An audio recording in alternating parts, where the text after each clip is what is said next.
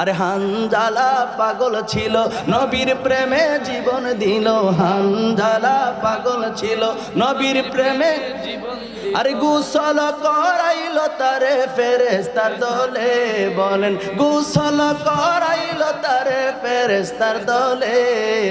নবীর প্রেমের পাগল যারা প্রেম খেলা খেলে, বলেন নবীর প্রেমের পাগল যারা প্রেম খেলা খেলে। একটা জবানও বন্ধ রাখবেন না, চিৎকার মেরে বলেন সুবহানাল্লাহ। একজন সাহাবী খুব মনোযোগ দেন, একজন সাহাবী তার স্ত্রীর সঙ্গে মেলামেশার মধ্যে আছে, স্ত্রীর সঙ্গে ভালোবাসার মধ্যে আছে। এমত অবস্থায় আল্লাহর নবী ডাক দিলেন ওই সাহাবীকে। ডাক দেওয়ার সাথে সাথে তিনি ওই কাজ সম্পূর্ণ না করে নবীর ডাকে সাড়া দিয়ে দিলেন। জোরে বলেন সুবহানাল্লাহ। বিষয়টা বুঝেন, মানুষ যখন বিবাহ করে, বিবাহ করার পরে স্বামী স্ত্রীর মধ্যে একটা বৈধভাবে একটা মহাব্বত আছে না নাই, এটা জানতে হবে। যারা বিবাহ করেছেন তারা সহজে বুঝতেছেন, যারা বিবাহ করেন নাই তারা বুঝবেন এটার মধ্যে একটা মাসালা আছে। আমি বলবো এগুলো কোরআন হাদিসের কথা, শরমাইলে হবে না। আল্লাহর নবীর ডাকটা সাহাবায়ে কেরাম কেমন ভাবে মেনেছে। আরে দুনিয়ার স্ত্রীর সঙ্গে যখন মেলামেশা হবে, মহাব্বত হবে, যখন সহবাস করবে, ওই মুহূর্তে আপনাকে পৃথিবীর কেউ ডাকলে কি আপনি আসবেন? কথা বলেন, আসবেন? আসবেন না, কারণ এটা প্রেমময় এক মুহূর্ত, ঠিক কিনা বলেন? এই জন্য ভাইরা আমার, বন্ধুরা আমার, খুব মনোযোগ দেন। আল্লাহর নবী ডাক দেওয়ার সাথে সাথে ওই সাহাবী সাথে সাথে নবীজির কাছে চলে আসলেন। আসার পরে নবী আমার জিজ্ঞেস করলেন, ও সাহাবী, আমি কি তোমাকে কোনো তাড়াহুড়ার মধ্যে ফেলে দিলাম? ওই সাহাবী বলল, ইয়া রাসূলুল্লাহ, একটু তাড়াহুড়া হয়ে গেছে। আল্লাহু আকবার বলেন, আর জোরে বলেন আল্লাহু আকবার। নবীজি আমার সাথে সাথে বললেন, এ সাহাবী, যাও যাও যাও, তাড়াতাড়ি করে গোসল সেরে নাও। জোরে বলেন সুবহানাল্লাহ। এই যে ঘটনাটা বললাম, ইমাম তহাবীর লিখিত কিতাবের মধ্যে উল্লেখ রয়েছে। এর থেকে মুফাসসিরিনে কেরাম একটা ব্যাখ্যা করেছেন, একটা মাসালা টেনেছেন। স্বামী এবং স্ত্রী যদি মহাব্বতের মধ্যে লিপ্ত হয়, যদি বীর্য নাও বের হয়, যদি আপনার কাজ সম্পূর্ণ নাও হয়, গোসল করা ফরজ। সুবহানাল্লাহ কইতেন না? আর জোরে বলেন সুবহানাল্লাহ। জানতে হবে, শরীয়তের একটা মাসালা শিখলে, শরীয়তের একটা মাসালা জানলে, শরীয়তের একটা বিধান যদি আপনি জানেন, লাগাতারে 2000 বছর পর্যন্ত ইবাদত বন্দেগী করার সওয়াব আল্লাহ আপনার আমলনামায় দিয়া দিবে। সুবহানাল্লাহ বলেন। বুঝতে পারতেছেন? এই যে একটা মাসালা জানলাম, কোরআন হাদিস খুব সহজ, ইসলাম মানা খুব সহজ, জান্নাতে যাওয়ার পথও খুব সহজ, কিন্তু আমরা জানি না। একটা মাসালা শিখলে, একটা মাসালা জানলে 2000 বছর পর্যন্ত নফল ইবাদত বন্দেগী করলে যেই সওয়াব, সেই সওয়াব আল্লাহ আপনার আমার আমলনামা দিয়ে দিবে। জোরে বলেন সুবহানাল্লাহ। আর জোরে বলেন সুবহানাল্লাহ। আর একটু যদি জানি সাহাবায়ে কেরামের জীবনী থেকে, সেই হযরতে হানজালা রাদিয়াল্লাহু তাআলা আনহু, তিনি যুদ্ধের ময়দানে ঝাঁপিয়ে পড়েছিলেন। কিভাবে জানেন? তিনি মাত্র নতুন বিবাহ করছেন। সুবহানাল্লাহ কইতেন না? নতুন বিবাহ করছেন, মাত্র নতুন বিবাহ করছেন। এমত অবস্থায় তিনি প্রথম রাত্র, এটাকে বলা হয় ফুলসজ্জার রাত বা ভাসুর রাত, যেটি আমরা বলি। কথা ঠিক আছে নি? ওই রাত্রে তিনি অবস্থান করছেন, স্ত্রীর সঙ্গে সহবাস হয়েছে, কিন্তু গোসল হয় নাই। কি হয় নাই? কথা কয় না রে, কি হয় নাই? কি গোসল হয় নাই? আল্লাহর নবীর পক্ষ থেকে ডাক দিলেন, হানজালা রে, ও হানজালা, তাড়াতাড়ি বের হও, যুদ্ধের জন্য প্রস্তুতি নাও। আল্লাহু আকবার বলেন। কিসের জন্য প্রস্তুতি? কথা বলেন, কিসের জন্য প্রস্তুতি? যুদ্ধের জন্য প্রস্তুতি নাও। নবীর সাহাবী ডাক দিতে, নবীজির পক্ষ থেকে ডাক আসার সাথে সাথে কিসের গোসল, কিসের কি, আল্লাহর নবীর ডাকে সাথে সাথে সাড়া দিতে হবে। সাহাবী একটু বিলম্ব করেন নাই, সাথে সাথে তৈরি হয়ে গেলেন, যুদ্ধের ময়দানে চলে গেলেন। জোরে বলেন সুবহানাল্লাহ। উহুদের ময়দানে তিনি শহীদ হয়ে গেলেন। যুদ্ধ করতে করতে করতে করতে তিনি শহীদ হয়ে গেলেন। যুদ্ধের ময়দানে, উহুদের ময়দানে কিন্তু প্রথমবার একবার বিজয় লাভ হয়েছে। খুব মনোযোগ দেন। উহুদের ময়দানে প্রথম একবার বিজয় লাভ হয়েছে। আল্লাহর নবী তীরন্দাজ বাহিনী পাহাড়ের চূড়ার মধ্যে বলছেন, 50 জনের একটা তীরন্দাজ বাহিনী, আল্লাহর নবী পাহাড়ের চূড়ায় ঘিরি পথে বলছে, তোমরা ওই জায়গায় থাকবা। কথা বুঝেন? ইসলাম এত সহসা আসছে না। এখন তো লাইসেন্স করা মুসলমান, আপনি মুসলমান, আমি মুসলমান। ইসলাম কত কষ্ট করে আল্লাহর নবী প্রতিষ্ঠা করেছেন, সেই কথা আমাদের খেয়ালেই আসে না। অথচ আল্লাহর নবী সাহাবায়ে কেরামদেরকে নিয়ে কতই না কষ্ট করেছেন। তাজা তাজা প্রাণগুলি আল্লাহর নবীর ডাকে সাড়া দিয়ে শহীদ হয়ে গেছেন, ইসলামের জন্য নিজের জীবনকে উৎসর্গ করেছেন। কথা বলেন ঠিক কিনা? আওয়াজ করে বলেন ঠিক কিনা? আল্লাহর নবী সেই তীরন্দাজ বাহিনী পাহাড়ের চূড়ায়, যাদেরকে তীরন্দাজ বাহিনী বলা হয়, সেই গিরিপথের মধ্যে বলেছেন যে আপনারা এই জায়গার মধ্যে থাকবেন। সুবহানাল্লাহ পড়েন না? যতক্ষণ না পর্যন্ত আমি নবীর হুকুম আসবে ততক্ষণ পর্যন্ত এই গিরিপথ ছাইরেন না। সুবহানাল্লাহ কইতেন না? আর যখন সুবহানাল্লাহ। এখন ওই সাহাবীরা দেখলো যে মুসলমানরা বিজয় লাভ করছে উহুদের ময়দানে। মুসলমানরা কি লাভ করছে? বিজয় লাভ করছে। এখন তারা আবেগে আপ্লুত হয়ে নবীজির একটা হুকুম, যেটা নবীজি বলছেন আমার হুকুমের আগে আইসো না, যদিও কি বিজয় লাভ করি। এখন ওখান থেকে তারা বলতে লাগলো, হায় হায়, মুসলমানদের জয় লাভ করছে, গনিমতের মাল সবাই সংগ্রহ করছে, কাফেররা সব পলায়ে গেছে, আমরা চলো আমরাও গনিমতের মাল সংগ্রহ করি। এখন 50 জনের মধ্যে 42 জন আসছে। কয়জন আসছে? আহা কথা কয় না, কয়জন? 42 জন এখান থেকে চলে আসছে। 8 জন কয় না, জীবন গেলে যাইব, নবীর ডাক আসার আগে আর আমরা এখান থেকে যাব। আল্লাহু আকবার বলেন। এখন কাফেররা পলায়ন করার সময়, কাফেররা কি একটু দূরে সরে পড়ি, আল্লাহুম্মা সাইয়্যিদিনা মাওলানা মুহাম্মদ ওয়া আলা আলি।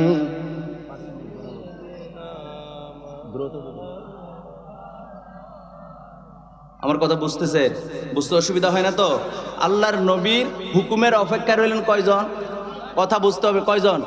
8 জন। ওই কাফেররা পলায়ন করতে গিয়ে দেখে যে গিরিপথ ফাঁকা। ওই যে 42 জন চলে আসছে 50 জনের থেকে, এখন এই 8 জনকে প্রথম দফায় তারা শহীদ করে লাইছে। আল্লাহু আকবার, আর আল্লাহু আকবার। অথচ প্রথম বিজয় লাভ করতে গিয়া সাহাবীদের ইন্তেকাল হয় নাই, সম্ভবত একজন সাহাবীর ইন্তেকাল হয়েছিল। এরকম একেবারে রক্তপাত হয় নাই, মুসলমানদের উপরে তেমন আঘাত আসে নাই। পরবর্তীতে এই দ্বিতীয় এটাকে গিরিপথ ফাঁকা পাইয়া এই কাফেররা গিরিপথ দিয়ে ঢুকছে, ওই জায়গায় যে 8 জন ছিল 8 জন শহীদ হয়ে গেছে। আল্লাহু আকবার, আর জোরে আল্লাহু আকবার। আমার ভাইয়েরা, আমার বন্ধুরা, খুব মনোযোগ দেন। আল্লাহর নবীর হুকুমের অপেক্ষা করলেন না, না করার কারণে শুধুমাত্র একটু সামান্য ভুলের কারণে দ্বিতীয়বার এটা খাওয়ার পরে 1 জন 2 জন নয়, 70 জন সাহাবী উহুদের ময়দানে শহীদ হয়ে গেলেন। আল্লাহু আকবার বলেন, আর জোরে বলেন আল্লাহু আকবার। আমার ভাইয়েরা, আমার বন্ধুরা, এই 70 জন সাহাবী, কথা বলে আমি আমার আলোচনা শেষ করে দেব, কারণ নির্দিষ্ট সময় রয়েছে। 70 জন সাহাবী যখন শহীদ হয়ে গেছে, আল্লাহর নবী খুঁজতে লাগলেন 70 জন সাহাবীর লাশ যখন এক জায়গায় করলেন, সবার লাশ কে কে কোন কোন সাহাবী নাই, এখন সবার লাশ যখন এক জায়গায় করা হলো, সবার লাশ খোঁজার পরে ওই হযরতে হানজালার লাশ খুঁজা পাওয়া যাচ্ছে না। সুবহানাল্লাহ পড়েন। হানজালার লাশ সাহাবীরা খুঁজে পাচ্ছে না। কিরে ব্যাপার কি? হানজালার কথা মনে আসেনি? কথা বলতেছিলাম যে মনে আসেনি? হানজালার লাশটা, তিনার কিন্তু গোসল ফরজ। তিনার কি? গোসল ফরজ। এখন তিনার লাশটা খুঁজে পাওয়া যাচ্ছে না। কিরে হানজালার লাশ কোথায়? সাহাবায়ে কেরাম পেরেশান হয়ে গেছেন। আল্লাহর নবী দুজাহানের বাদশা নবী রাহমাতাল লিল আলামিন, তিনি চিন্তিত হয়ে গেছেন, আশ্চর্য হয়ে গেছেন। যুদ্ধের ময়দানে যুদ্ধ বিজয় লাভ করছে, কিন্তু 70 জন সাহাবী শাহাদাত বরণ করেছে, এর মধ্যে হানজালার লাশ কোথায়? হানজালার স্ত্রী দৌড়ে এসে বলছে, ইয়া রাসূলুল্লাহ, ইয়া হাবিবাল্লাহ, ওই যারা শাহাদাত বরণ করবে তাদের কোনো গোসল বোন নাই। সুবহানাল্লাহ কন্যা, এই রক্ত নিয়ে, এই জামা নিয়েই দাফন হইতো। সুবহানাল্লাহ পড়েন।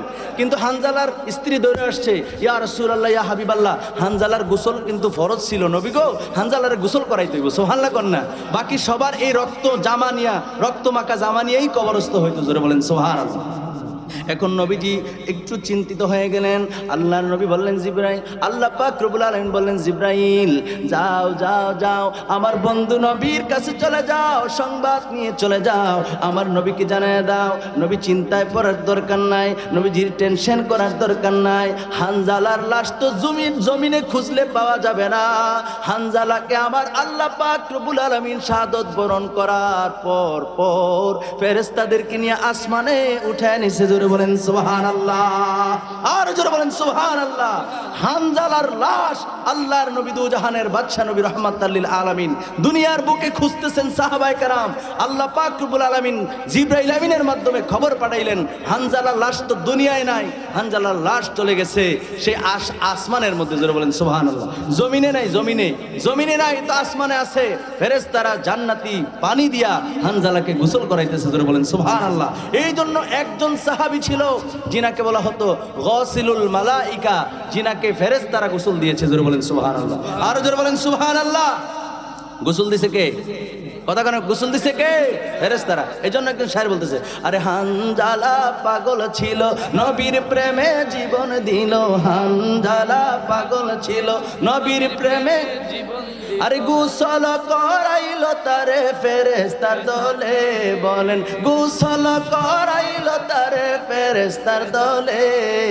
নবীর প্রেমের পাগল যারা প্রেম খেলা খেলে, বলেন নবীর প্রেমের পাগল যারা প্রেম খেলা খেলে।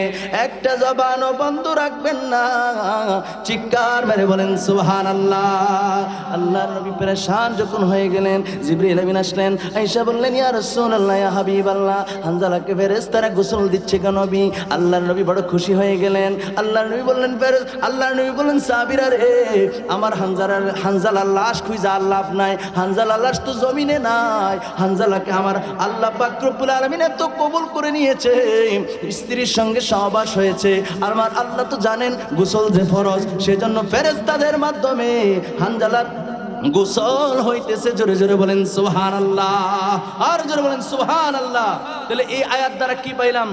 এই যে আয়াতে কারিমার মধ্যে আমরা পাইলাম আল্লাহর ডাকে রাসূলের ডাকে সাড়া দিতে হবে। সাহাবায়ে কেরাম এইভাবে দিয়েছেন, নামাজরত অবস্থায় থাকলেও নবী যখন ডাকবে তখনই তৎক্ষণাৎ নবীজির ডাকে সাড়া দিতে হবে। এটা উম্মতে মুহাম্মাদের উপরে ফরজ। জোরে বলেন সুবহানাল্লাহ, আর জোরে বলেন সুবহানাল্লাহ। আর সলিমউদ্দিনের ফলা কলিমউদ্দিন কয় নবী আমার মতো, আমি নবীর মতো। আরে পাগল, আল্লাহর নবীর ডাকে নামাজ ছেড়ে দিয়ে সাড়া দিছে। সুবহানাল্লাহ বলেন। আল্লাহর নবীর ডাকে সাহাবায়ে কেরাম জীবন দিয়ে দিয়েছে। কথা বলেন ঠিক কিনা? আল্লাহর নবীর শান ও আজমত বলে শেষ করা যাবে? আমরা নবীজিকে কেমন মানবো, কিভাবে নবীজির কথা শুনবো? কোরআন থেকে আগে জেনে নেই। আমার সাথে সকলে পড়ুন, আউযু বিল্লাহি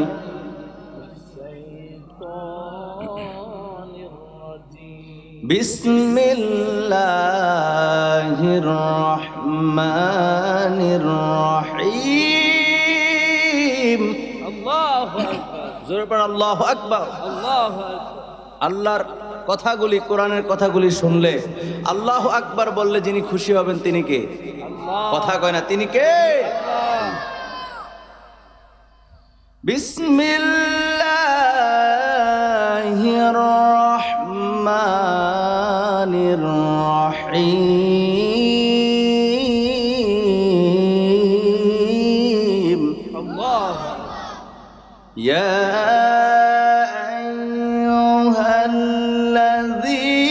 আইয়ুহাল্লাযীনা আমানুস্তাজিবু। আল্লাহু আকবার। আমানুস্তাজিবু লিল্লাহি ওয়ালির রাসূল। আল্লাহু আকবার। ওয়ালির রাসূল ইযা দাআকুম লিমা ইউহয়িকুম। আল্লাহু ইলা আখিরিল আয়াতিল কারীম। আল্লাহ পাক রব্বুল আলামিন এই আয়াত কারিমার মধ্যে আল্লাহ সুবহানাহু ওয়া তাআলা স্পষ্ট করে জানিয়ে দিয়েছেন, খুব মনোযোগ দেন। আল্লাহ পাক রব্বুল আলামিন বলেন, ইয়া আইয়ুহাল্লাযীনা আমানু, হে ঈমানদারেরা। আল্লাহ পাক রব্বুল আলামিন পৃথিবীর সমস্ত মানুষকে ডাকেন নাই। আল্লাহ পাক রব্বুল আলামিন শুধুমাত্র কেবলমাত্র একমাত্র ঈমানদারদেরকে ডাকলেন। ঈমানদারদেরকে ডেকে আমার আল্লাহ পাক রব্বুল আলামিন বলছেন, ইস্তাজিবু লিল্লাহি ওয়ালির রাসূল। আপনার আল্লাহ আকবার করলে গুণ হইব নাকি আল্লাহ রাগ করবে? শোনেন, আল্লাহ আপনাকে আমাকে সৃষ্টি করার পূর্বে আল্লাহ সুবহানাহু ওয়া তাআলা ফেরেশতাদেরকে নিয়ে একটা মিটিং করছেন। ওই মিটিংয়ের মধ্যে, বৈঠকের মধ্যে, ওই মিটিংয়ের মধ্যে আল্লাহ সুবহানাহু ওয়া তাআলা জিজ্ঞেস করেছিলেন ফেরেশতাদেরকে, ও ফেরেশতারা তোমরা, আল্লাহ বলেছিলেন যে আমি আদম বা প্রতিনিধি মানুষ সৃষ্টি করতে চাই, দুনিয়াতে প্রেরণ করতে চাই। জোরে বলেন না সুবহানাল্লাহ। আল্লাহ সুবহানাহু ওয়া তাআলা যখন বলছেন, ফেরেশতারা তখন কি বলেছিল? দরকার নাই, তারা দুনিয়ায় গিয়ে মারামারি করবে, কাটাকাটি করবে, তারা ফিতনা করবে, দাঙ্গা হাঙ্গামা করবে। সুতরাং আমরা আপনার ইবাদত করি, প্রতিনিধির দরকার নাই, মানুষ সৃষ্টির দরকার নাই। তখন আল্লাহ কি বলেছিলেন? আল্লাহ কি বলছিলেন জানেন? এটা আল্লাহ কুরআনুল কারীমের মধ্যে স্পষ্ট করে আল্লাহ সুবহানাহু ওয়া তাআলা বলে দিয়েছেন, ক্বালা ইন্নী আ'লামু মা লা তা'লামুন।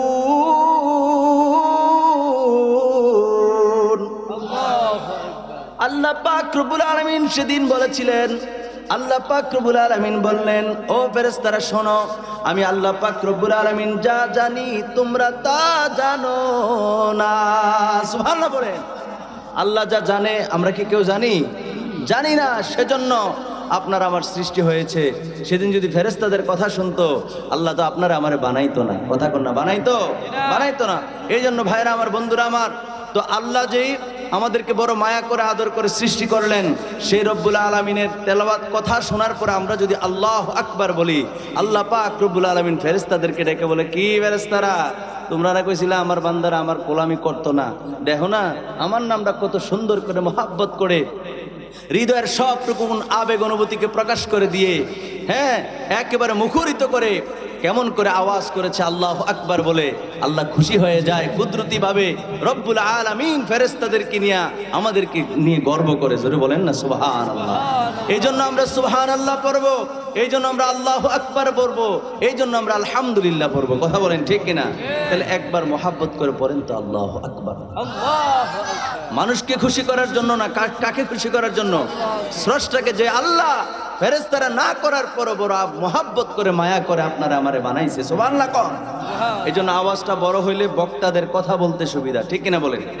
তাহলে আমার ভাইয়েরা, আমার বন্ধুরা আমার, আমি আমার আলোচনার মধ্যে প্রবেশ করি। আল্লাহ পাক রব্বুল আলামিন এই আয়াতে কারিমার মধ্যে স্পষ্ট করে জানিয়ে দিয়েছেন, আমার আল্লাহ বলে দিয়েছেন, ইয়া আইয়ুহাল্লাযীনা আমানু, হে ঈমানদারেরা, ইস্তাজিবু লিল্লাহি ওয়ালির রাসূল। জোরে বলেন সুবহানাল্লাহ। আল্লাহ এবং আল্লাহ রাসূলের ডাক যখন আসবে, আল্লাহ এবং আল্লাহ রাসূলের ডাকে তোমরা তাৎক্ষণিকভাবে সাড়া দাও। জোরে জোরে বলেন সুবহানাল্লাহ। আল্লাহ এবং আল্লাহ রাসূল যখন ডাকবে, আল্লাহ এবং আল্লাহ রাসূলের ডাকে কি দিতে হবে? সাড়া দিতে হবে। জোরে বলেন সুবহানাল্লাহ। ভাইরা আমার, বন্ধুরা আমার, খুব মনোযোগ দেন। এরপর আল্লাহ পাক রব্বুল আলামিন আয়াতে কারিমার মধ্যে জানিয়ে দিয়েছেন, ইযা দাআকুম ইলা লিমা ইউহয়িকুম। রাসূল সাল্লাল্লাহু আলাইহি সাল্লাম যখন তোমাদেরকে আহ্বান করবেন, কিসের জন্য? যা তোমাদেরকে জীবন দান করবে। জোরে বলেন সুবহানাল্লাহ। তাহলে এই আয়াতে কারিমার মধ্যে কি বুঝতে পারলাম? এই আয়াতে কারিমাকে সাহাবায়ে কেরাম কেমন মেনেছেন? নবীর ডাকে সাড়া দেওয়ার কথা, আল্লাহর ডাকে সাড়া দেওয়ার কথা। আল্লাহকে আপনারা এসে ডাকবে, আব্দুল করিম উঠ, আমি আল্লাহ ডাকতেছি। আল্লাহ কি এমনি আপনারা ডাকে? বা আপনার সামনে ধরা দিছে? আল্লাহর আকার আছে, আল্লাহর আকৃতি আছে? তাহলে আল্লাহর আকার আকৃতি কিছুই নাই। এটা আহলুস সুন্নাতুল জামাতের আকীদা, ঠিক কিনা বলেন? এই জন্য ভাইরা আমার, বন্ধুরা আমার, সেই মহান রব্বুল আলামিন আল্লাহ পাক রব্বুল আলামিন যে আকার নাই, আকৃতি নাই, তো আল্লাহর ডাক, রাসূলের ডাক, তার মানে কি? মাইয়ুতির রাসূলা ফাকাদ আতা আল্লাহ। কুরআনুল কারীমের মধ্যে সূরা নিসা আয়াত নাম্বার 80 আল্লাহ বলেন, আমার নবীকে মানাই আমি আল্লাহকে মানা। তার মানে নবীর ডাকে তোমরা সাড়া দাও, আমি আল্লাহর ডাকেও সাড়া হয়ে যাবে। সুবহানাল্লাহ বলেন, আর জোরে বলেন সুবহানাল্লাহ। নবীর ডাকই আল্লাহর ডাক। নবী আল্লাহ নয়, তিনি সৃষ্টি জগতের মধ্যে শ্রেষ্ঠ, তিনি সমস্ত নবীদেরও নবী, ইমামুল মুরসালিন। জোরে বলেন সুবহানাল্লাহ। কিন্তু আল্লাহর কোরআন বলছে নবীকে মানলে আল্লাহকে মানা। সেজন্য নবীর ডাকে সাড়া দেওয়া, আল্লাহর ডাকেও সাড়া দেওয়া। সুবহানাল্লাহ বলেন। কথা বুঝতে কি অসুবিধা হচ্ছে? কথা বলেন, বুঝতে অসুবিধা হচ্ছে? তারাই হক বলে গণ্য হবে। কথা বলেন ঠিক কিনা? এরপরও বলছি, যে যেই দলই করেন না কেন, দোয়া করবেন আপনি আপনার জন্য, পরিবার পরিজনের জন্য, যারা দুনিয়ার থেকে চলে গেছে, আপনজনদের জন্য, নিজের ভাগ্যের জন্য, কিংবা যে কোনো জিনিসের জন্য আল্লাহর দরবারে ফরিয়াদ করবেন। ওই ফরিয়াদ আল্লাহ কবুল করবেন না। আসমান এবং জমিনের মধ্যবর্তী অবস্থায় ঝুলন্ত থাকবে যতক্ষণ না পর্যন্ত নবীজির উপরে দুরূদ শরীফ পড়া হয়। জোরে জোরে বলেন না সুবহানাল্লাহ। এটা খুব শক্ত হাদিস। এটা কি শক্ত হাদিস? তিরমিজি শরীফের হাদিস, মেশকাত শরীফের 87 পৃষ্ঠার মধ্যে এই হাদিস খানা রয়েছে। সুবহানাল্লাহ বলবেন না? তাহলে ওই নবীর উপর দুরূদ শরীফ পড়তে আমাদের কোনো কার্পণ্য আছে? কথা কোন আছে? আমার ভাইয়েরা, আমার বন্ধুরা, আল্লাহর নবীজির আরেকটা হাদিস শরীফ পাইলাম। আল্লাহর নবী দুজানের বাদশা নবী রাহমাতাল লিল আলামিন নবীজির উপরে দুরূদ শরীফ পড়া যদি কেউ ভুলে যায়, নবীজি বলেন, উম্মত শোনো শোনো শোনো, আমার উপরে দুরূদ শরীফ পড়া ভুলো নাই, তুমি জান্নাতের পথ ভুলে গেছো। আমরা জান্নাতের পথ বলতে চাই না, কথা বলেন ঠিক কিনা? আমরা জান্নাতের পথ বলতে চাই না। দুরূদ শরীফ যেমন তেমন ইবাদত নয়। সুতরাং আমরা নবীজির দুরূদ শরীফ পড়ব, জান্নাতি পথে চলবো, কথা বলেন ঠিক কিনা? কারণ দুরূদ শরীফ পড়া ভুলে যাওয়া, রাসূল বলেছেন, জান্নাতের পথ ভুলে যাওয়া, এটা যেমন তেমন ইবাদত না, ঠিক কিনা বলেন? আসুন আরো কয়েক মর্তবা দুরূদ শরীফ পড়ি। আল্লাহুম্মা সাইয়্যিদিনা মাওলানা মুহাম্মদ ওয়া আলা আলি সাইয়্যিদিনা মাওলানা। আরশের নিচে সিজদায় পড়ে কাঁদবেন নবী যারে যার। আরশের নিচে সিজদায় পড়ে কাঁদবেন নবী যারে যার।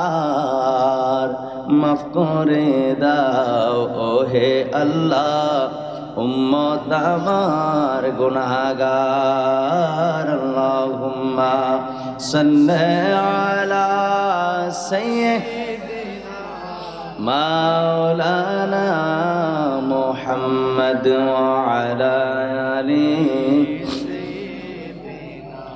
মাওলানা। একটু জিকির লা ইলাহা, জোরে জোরে লা ইলাহা, ও লা ইলাহা, ও লা ইলাহা, ও লা ইলাহা, ও লা ইলাহা, ও লা ইলাহা ইল্লাল্লাহ, লা ইলাহা ইল্লাল্লাহ, ও লা ইলাহা ইল্লাল্লাহ, লা ইলাহা, ও লা ইলাহা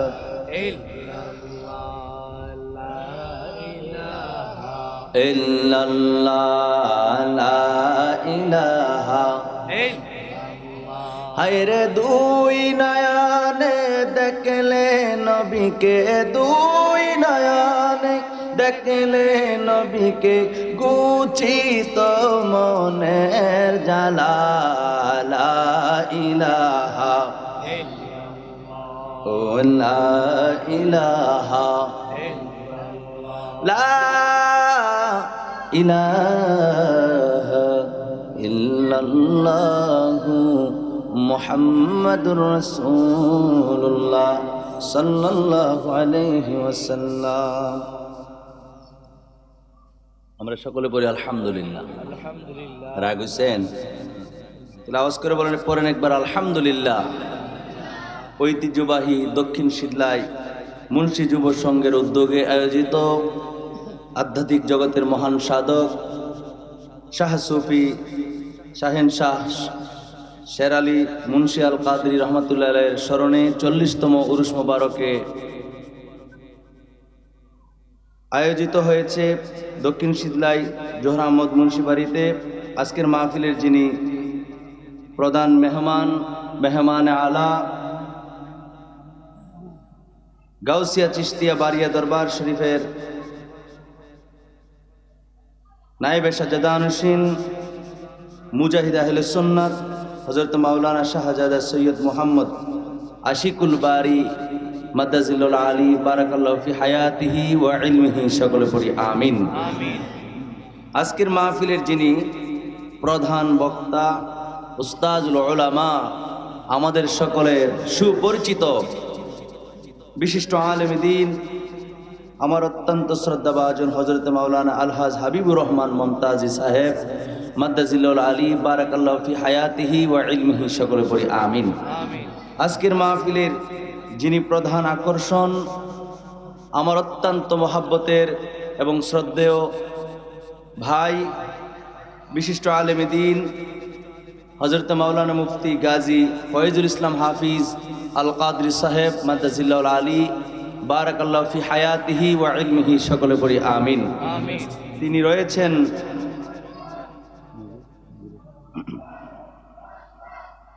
একটা স্লোগান দেই নাকি,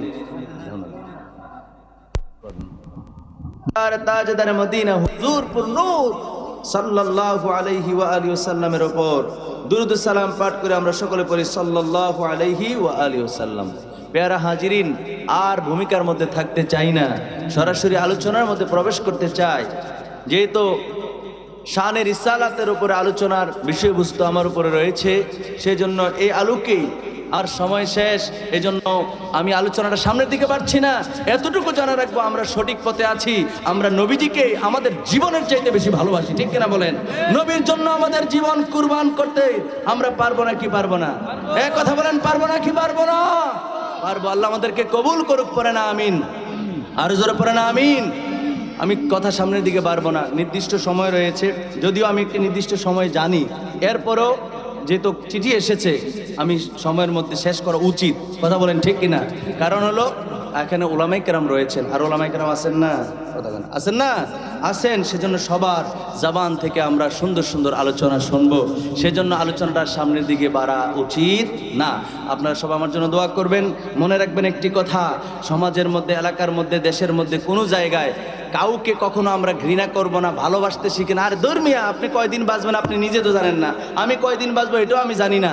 ভালোবাসেন, ভালোবাসলে আপনার জানাজায় দাঁড়াইয়া আমি মরে গেলে আরেকটা লোক যদি থাকে যে আমাকে ভালোবাসতো বা আমি তাকে ভালোবাসতাম, সে বলবে আরে ওই লোকটা ভালো ছিল। এটাই তো আপনার সফলতা, ঠিক কিনা বলেন?